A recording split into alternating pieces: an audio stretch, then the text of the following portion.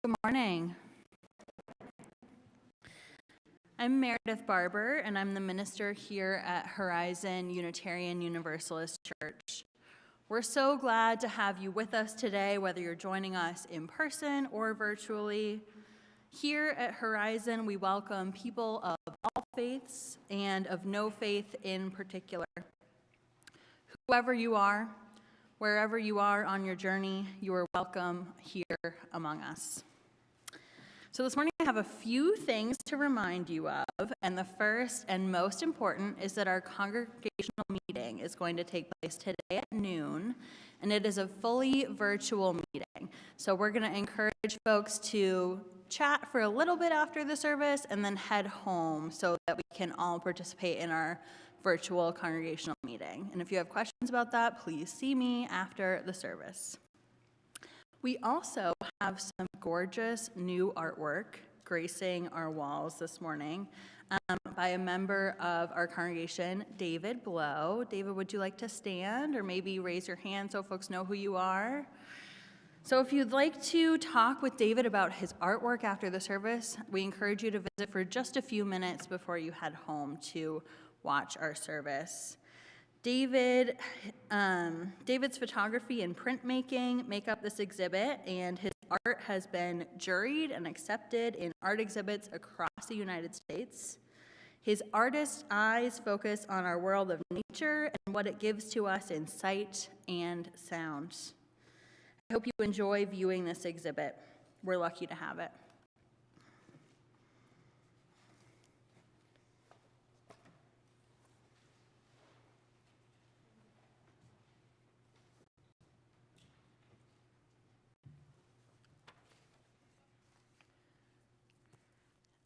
Good morning. I'm Mary Blow, and I am the worship associate this morning, and also a 27-year member here at Horizon Unitarian Universalist Church. Our call to worship this morning comes from the writings of poet Rainier Maria Rilke. He writes, "Widening circles. Listen, I live my life in widening circles that reach out across the world. I may not complete this last one, but I give myself to it.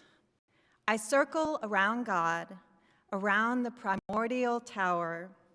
I've been circling for thousands of years, and I still don't know if I'm a falcon, a storm, or a great song."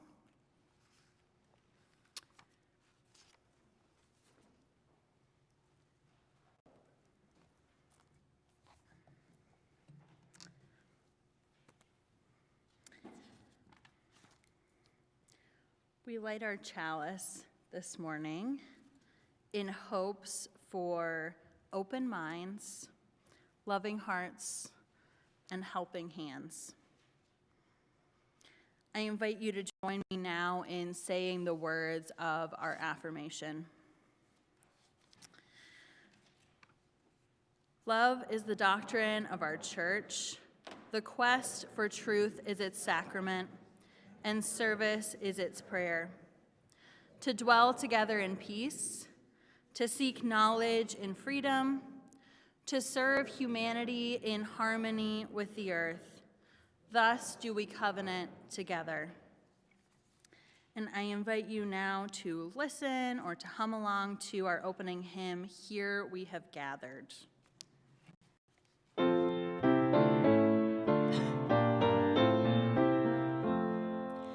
Here we have gathered side by side, circle of kinship, come and step inside. May all who seek here find a kindly word. May all who speak here feel they have been heard. Sing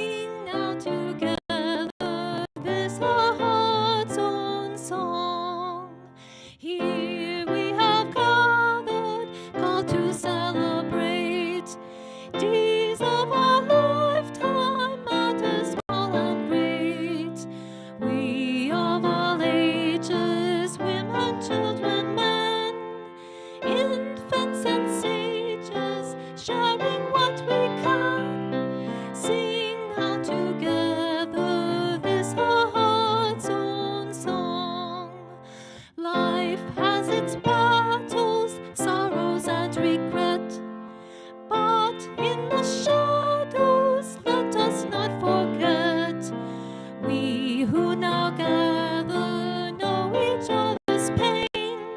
Kindness can heal us, as we give we gain. Sing now in friendship this our heart's own song.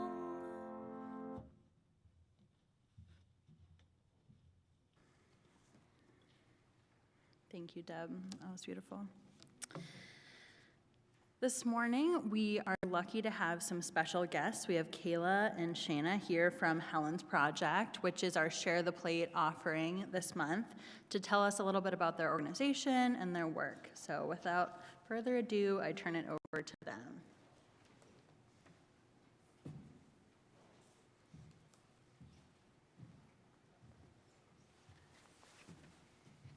Good morning. Thank you guys all so much for the warm welcome and the invite to your congregation today. So just to kind of tell you a little bit about our agency, we are Helen's Project, and we are small but powerful is our best way to describe what it is that we do. We predominantly serve our unsheltered neighbors in the community under 3 special projects, which focuses on mental health, domestic violence, human trafficking, and as well as substance abuse and incarceration. Our biggest inspiration comes from a quote from Mother Teresa. I think does it follow along? All right, there you go. That's our team, by the way. There. We think sometimes that poverty is only being hungry, naked, and homeless. The poverty of being unwanted, unloved, and uncared for is the greatest poverty. We must start in our own homes and remedy this kind of poverty. This is extremely important to us and our mission and what it is that we do, because when we work with our clients, we're not only looking at the challenge that they're currently faced being unsheltered, but we're also looking at that challenge of feeling unloved, uncared for, and unwanted. So we take a holistic approach, being able to support them in all aspects of their needs to identify what stability means to them and what it means to fill those gaps in. So I'm gonna hand it over to Shayna. She's got this part. Go to the next slide, please. So I don't need a mic. She's loud. Our primary goal is to bring hope to our community. And what we like to do, what I like to tell people is that we don't want to help people live in homelessness. We want to get them out of homelessness. Our goal is to find permanent solutions for people, to find ways to be away from poverty. Because just like Kayla just said, it's what is stability to you? Because what may be stable for me may not be stable for you. So this is a lady that we got housed. She got an apartment, and you can see she's extremely happy, and that's stability for her. Here we have a gentleman just getting something to eat, some good food that he can take back to his living situation. That's stability for him. Can we go to the next slide, please? And go ahead. Oh, this is where I talk again. So it really breaks down into 2 core components, which is housing navigation and case management. Housing navigation is where we take our clients, our unsheltered neighbors, from whatever their circumstances, and we determine what is the best form of housing for them. Is it going to be a 1-bedroom apartment? Is it a shared living community? Is it a long-term residential community? So we have that conversation with our clients to be able to determine what's the best option for the longest term of stability. And that goes into our case management. Once our clients get housed, we don't stop. So the biggest question we get asked is, how long do they get to stay in our program? I think right now our longest program person was 2 years, and we actually had to tell her, like, look, we've done everything. There's nothing left to do. So very nicely, we asked her to come back and volunteer and help others, just as a way for her to continue to give back. But we don't have an end date for our services. It ends when our clients have determined that they've met all their goals, they feel stable, they're able to have access to food, shelter, clothing, and transportation without the need of additional assistance. So here, this is one of our clients, or previous clients. He's read the best person to be able to tell you about the way our outreach program work and our other projects. It would be him, because he's actually been through everything, and his transition has been amazing. So if it'll allow you to play the video of his speech. I don't think it will. But that's okay, I can tell you his story, it's fine. So we actually started working with Red when he was living behind a washateria for, he said, 10 years. living outdoors. When we engaged with him, he told us, I don't want anything to do with you guys because y'all are going to judge me and put me in jail. And we said, no, we're not, but we can't force him. So with a lot of coaxing and some work from the community, some of the police officers, we were able to get him to come and say, you know what, let me just do it. And we've worked with him now for 2 years, and in that 2-year period, we were able to get him keys to his own apartment. We were able to advocate for him in court to not serve a 5-year sentence, but instead to serve probation as long as he continued to go through weekly therapy. We also were able to get him a job. We were able to get him his ID, his all vital documents as well, and we're also helping him maintain his sobriety. So that within a 2-year period, we were able to accomplish a lot, which most people don't really think about all the steps it takes to get into all of these things, because sometimes we take it for granted, like we just wake up and go to work every day. We wake up, we get in our car, and we go. But for someone who's lived unsheltered for an extended period of time, these small things to us are huge accomplishments for them. So we definitely celebrate it each and every single day. And as we go into our last slide, which is just a bunch of pictures of who we are and what we do and how we serve our community, we say that the biggest way to help us continue to grow and to share our mission is to volunteer. Volunteer, tell someone about us. If you see someone that might need help and you're like, I don't know if they can help, promise, we are very rarely say no. If we don't have an answer, we'll make a connection to someone who may have the answer, so that way we can at least guide them in the right direction. But especially volunteers, all of our volunteers, we are so grateful for them for helping us go out into the community, give back, for helping us mentor some of our clients through their challenges, and just helping us continue to grow. So with what we do, unfortunately, there's not like we get to go home at 5 o'clock. Example today, we're still doing move-ins. We've had 14 move-ins this past weekend, so we're going to continue to get our clients, from living unsheltered to house. But again, thank you guys so much for this opportunity to share who we are and what we do. Thank you.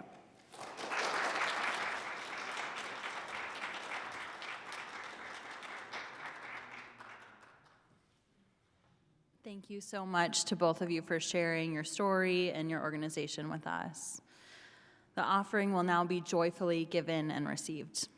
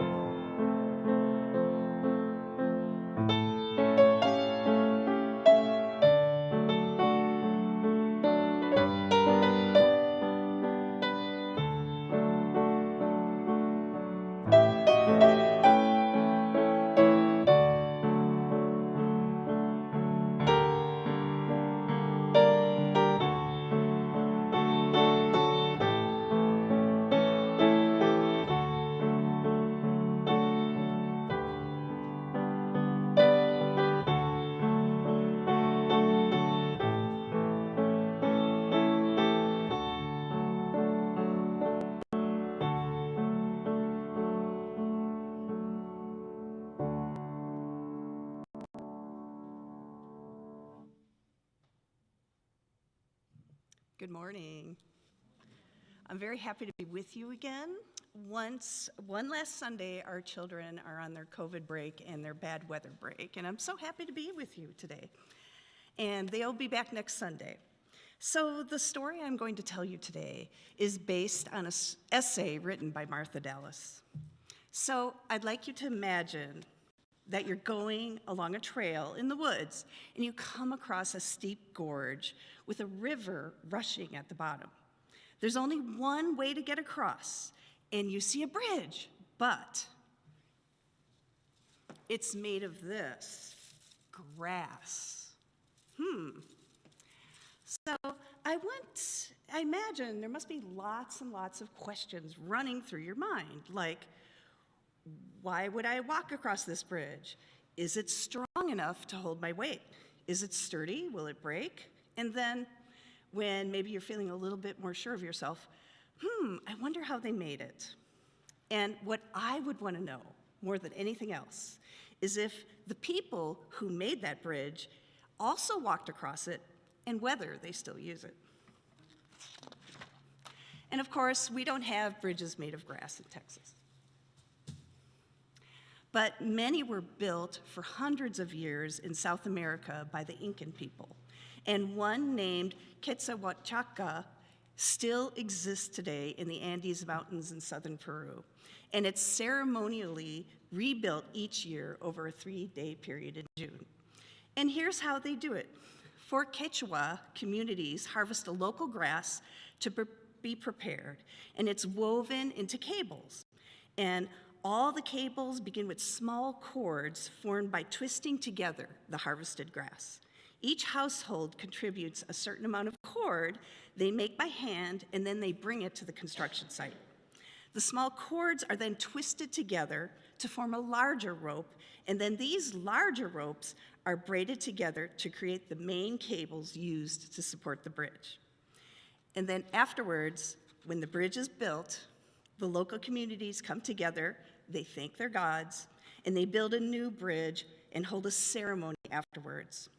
The bridge connects the communities literally and figuratively. Rebuilding this bridge is a tradition that has been carried on for more than 600 years, and it's both a sacred and a joyous experience for the local communities to take part of. And this bridge that you see behind me, it spans 120 feet, and it's so strong, it can hold 5 people at a time, and in the old days, it could hold 5 people and their llamas. And I have to say, I think it's miraculous that a bridge can be made out of individual blades of grass woven together by hand to form cords, then ropes, then cables. It's amazing what a group of people can do together. So we in this congregation might not be building a bridge across a raging river, but we are building our way towards our future, our shared vision of a beloved community. I want to walk that way. I hope many of you want to walk that way too. And if I'm going to go walk that way, I want to walk on a way that feels sure and strong and safe, a way that I know has been built by the contributions of everyone. So may we all build that way together, just like the Inca built the grass bridges.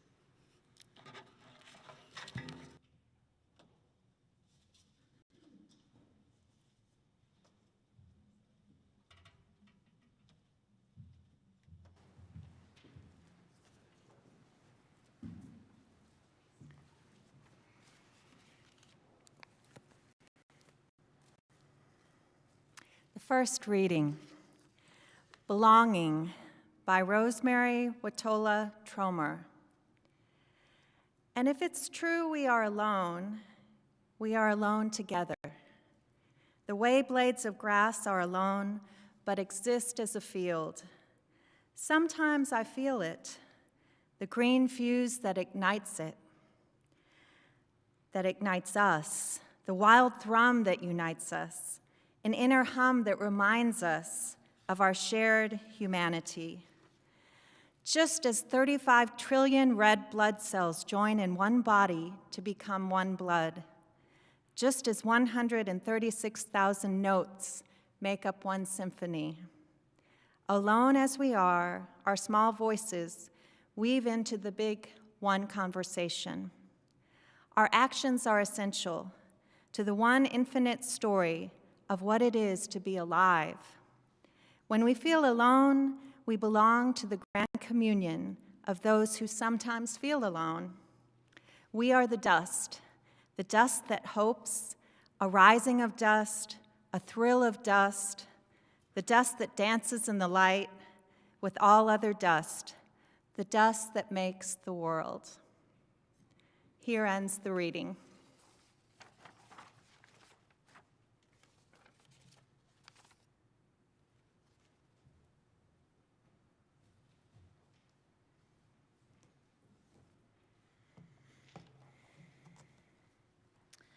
We come now to the time in our service for meditation and prayer. We'll begin with a moment of shared silence, and then we'll listen to the joys and sorrows of our community, followed by a spoken prayer. I invite you to join me now in some silence.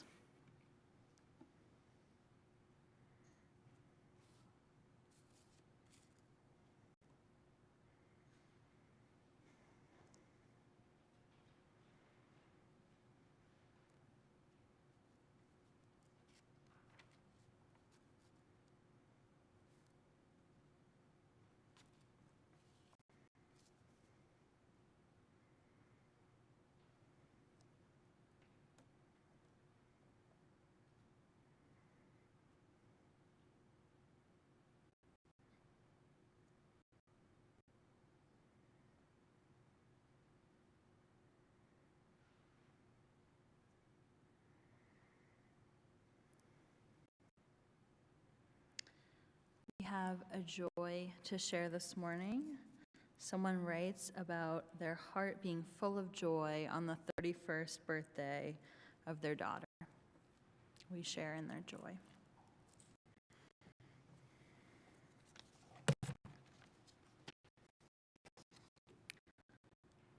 Loving God, Spirit of life, mystery in which we live and move and have our being, we give thanks for this new day, for the air we breathe, for the ground we walk, for those that accompany us on the journey that we call life.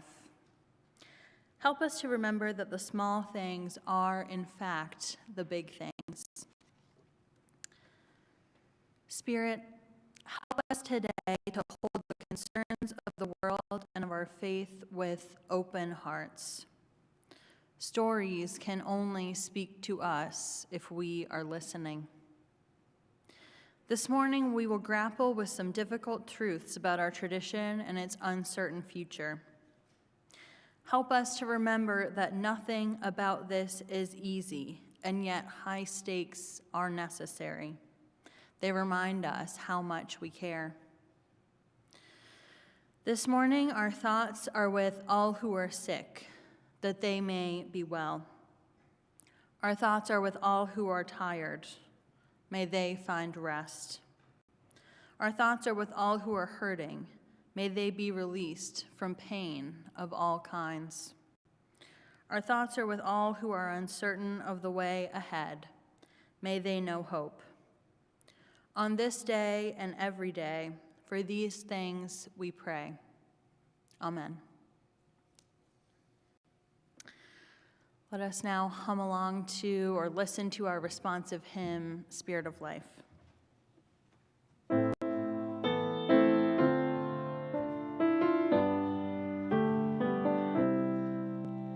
Spirit of life, come unto me. Sing in my heart all the stirrings of compassion. Blow in the wind, rise in the sea, move in the hand, giving life the shape of justice. Roots hold me close, wings set me free. Spirit of life, come to me, come to me.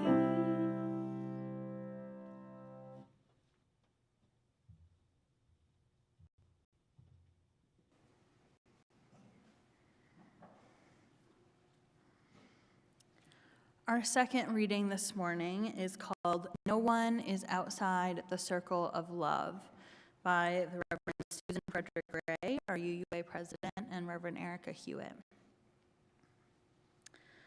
We know that hurt moves through the world, perpetuated by action, inaction, and indifference. Our values call us to live in the reality of the heartbreak of our world, remembering that no one is outside the circle of love. We who are Unitarian Universalists not only affirm the inherent worth and dignity of every person, we also affirm the inherent wholeness of every being, despite apparent brokenness. No one is outside the circle of love. We know that things break or break down. Promises, friendship, sobriety, hope, communication. This breaking happens because our human hearts and our very institutions are frail and imperfect. We make mistakes. Life is messy. No one is outside the circle of love. With compassion as our guide, we seek the well-being of all people. We seek to dismantle systems of oppression that undermine our collective humanity. We believe that we're here to guide one another toward love. No one is outside the circle of love.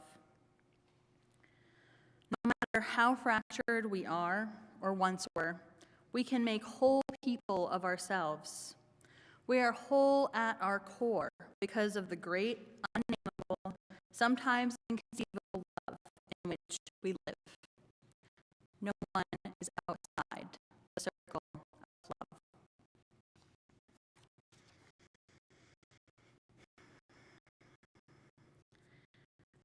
One of the things I've always found interesting about Unitarian Universalism, in sort of a for better or for worse way, is that we don't proselytize. We don't have that mandate to go out and make disciples, to win souls, or preach any kind of gospel.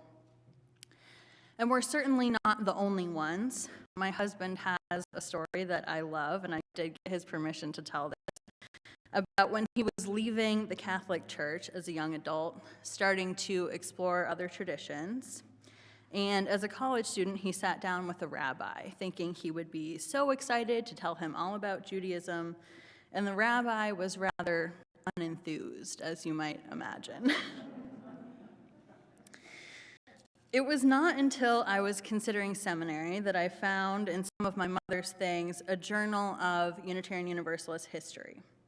And I started kind of absent-mindedly flipping through it, and came across the story of Quillen Shin, which is an amazing name.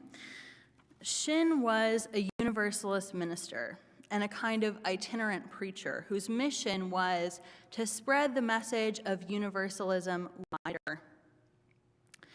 If you know something about our history, you'll also know that both Unitarians and Universalists have historically been concentrated in New England.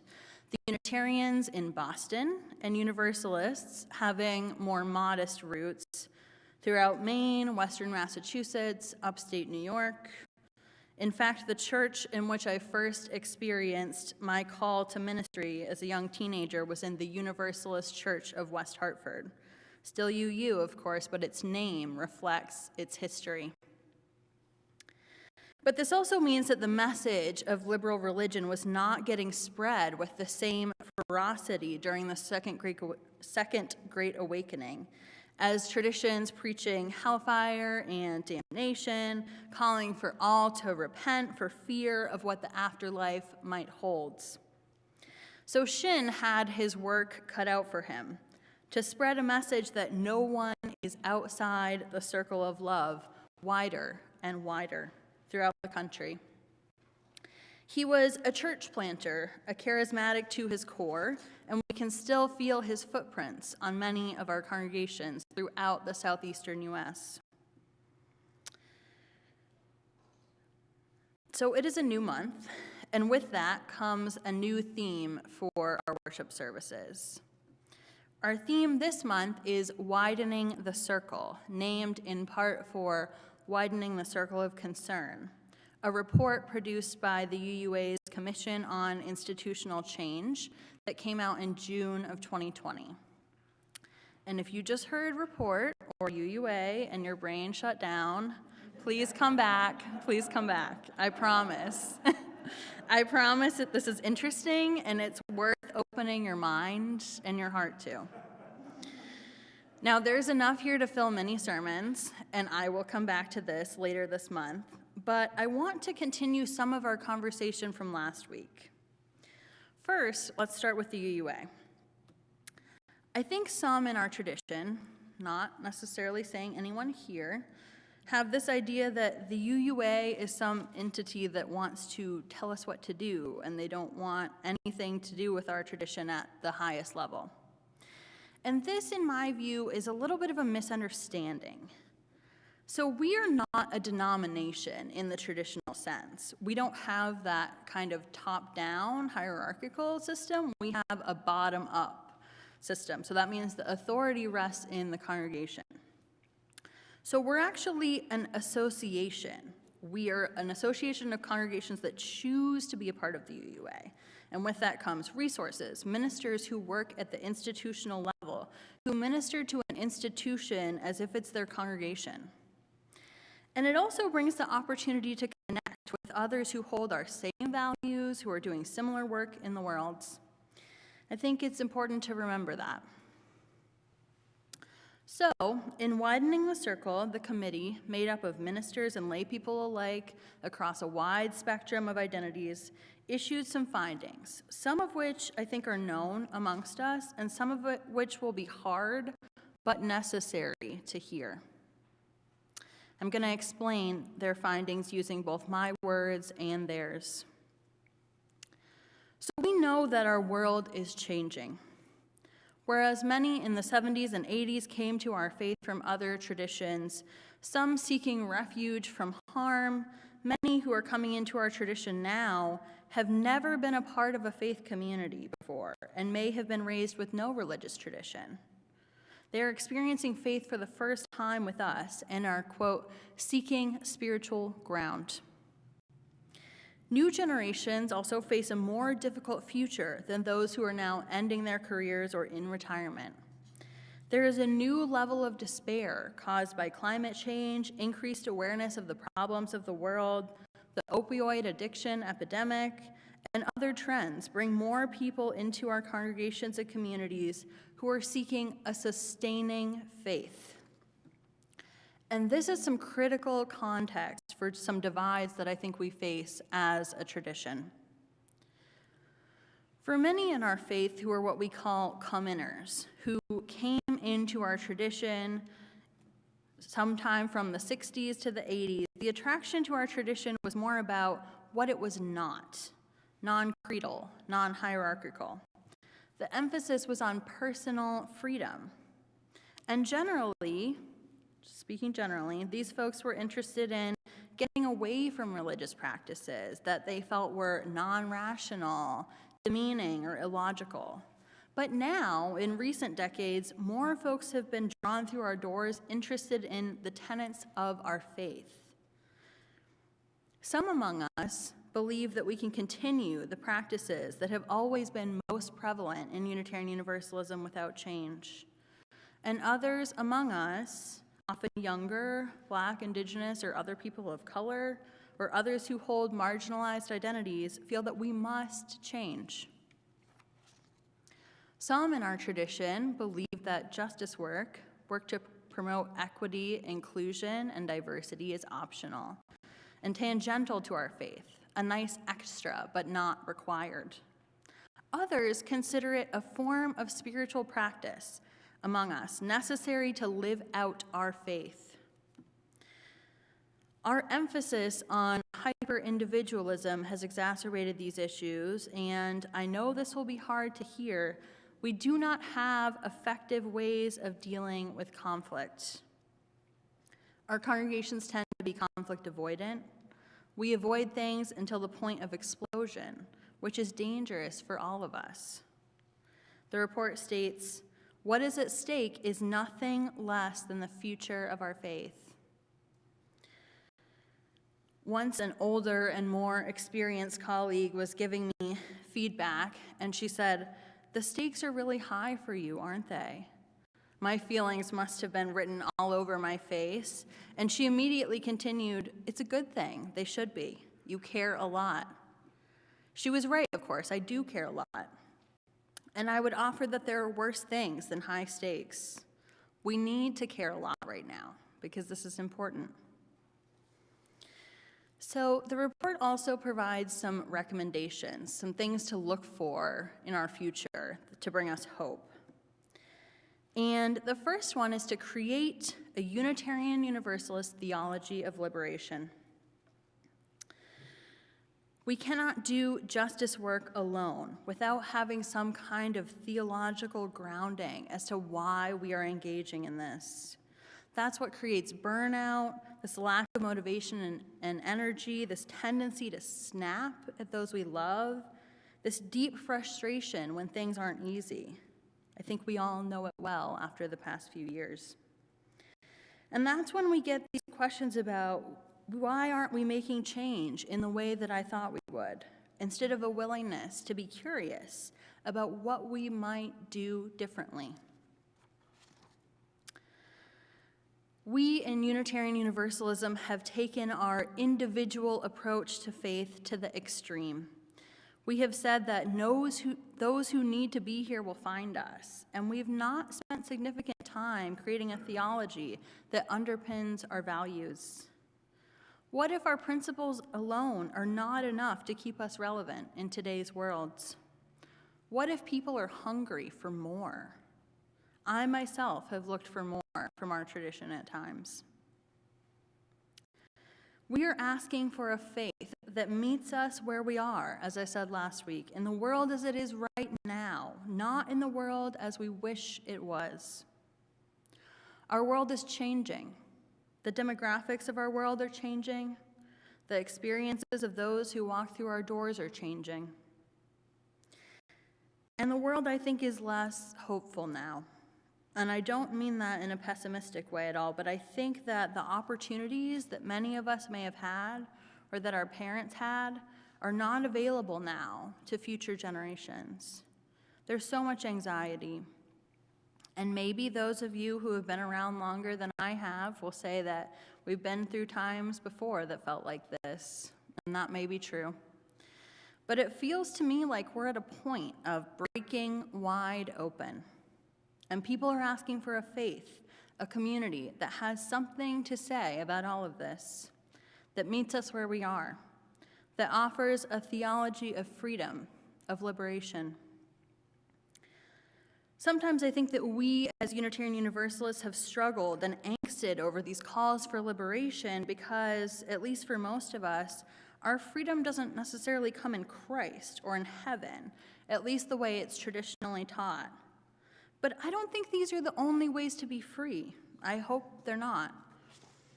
I know for a fact that we have a life-giving and actually a life-saving message to share with the world.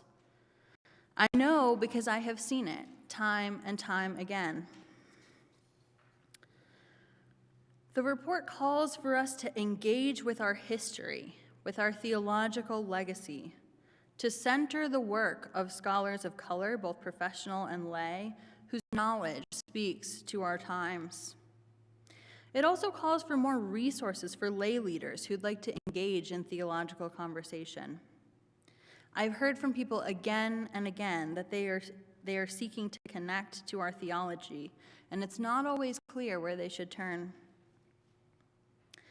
We are called to remember that we have a theological mandate to dismantle systems of oppression in our congregations and in our worlds.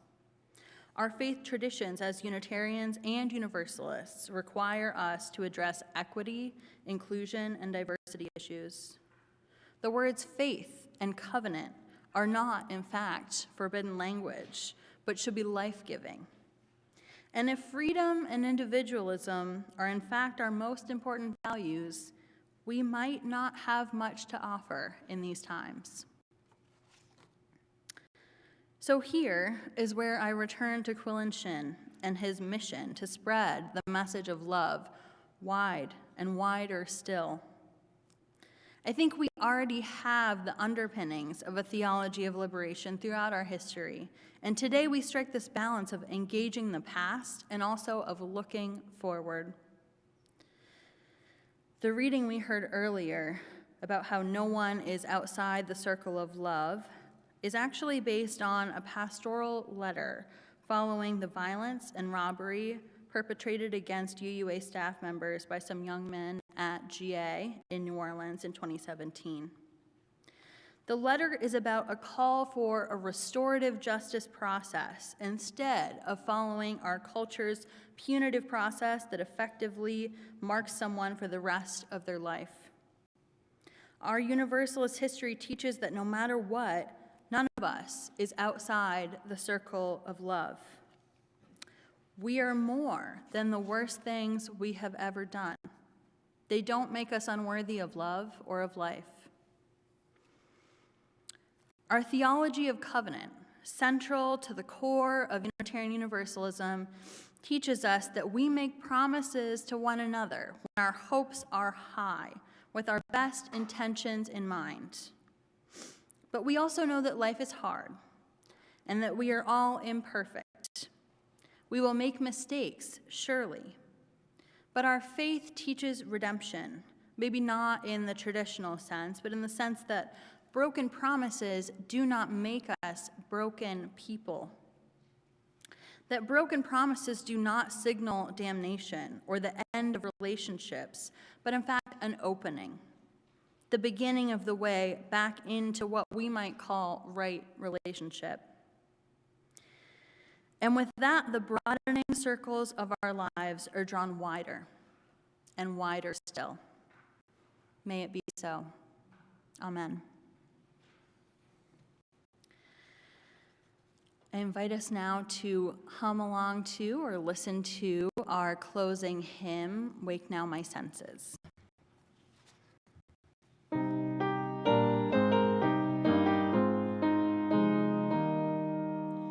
Wake now my senses and hear the earth call.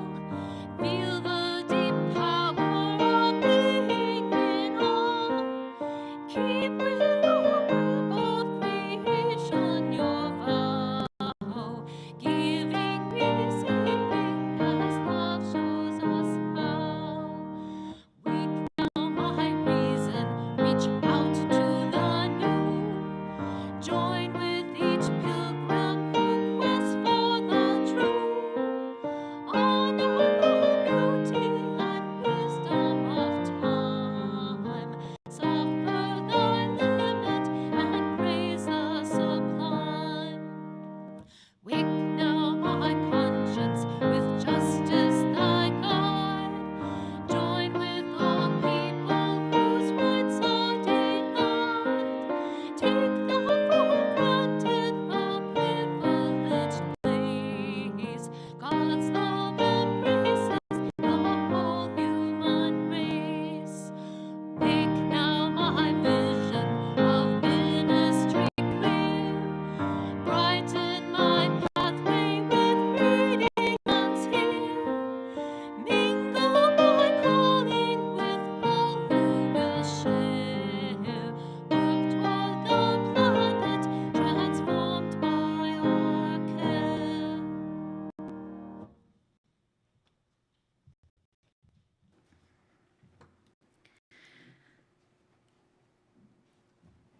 We extinguish the flame of our chalice, but not our commitment to welcome radically, love boldly, grow spiritually, and serve courageously. This we do because we envision a beloved community filled with compassion, helping all to thrive in a just world. Friends, as we go forth from our time together today, my hope for you is that you let today's words marinate, that you let them sink deep into your heart and soul. Until we meet again, go in peace.